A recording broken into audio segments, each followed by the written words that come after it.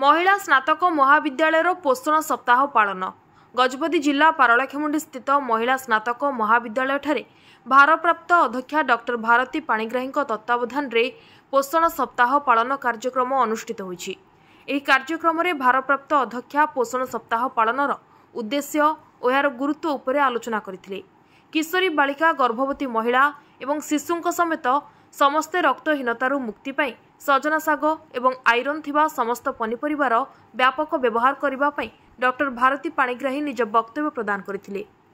एहा संगे संगे अन्यान्य अध्यापिकागण खाद्य पोषक तत्वर आवश्यकता एवं दैनंदिन जीवन रे निज अंचल रे उपलब्ध होथिबा खाद्यगुड़िकर उत्तम व्यवहार द्वारा पोषक तत्पर आवश्यकता किपरि पूरण करा जिवो एहा उपरे सचेतनता प्रदान करथिले।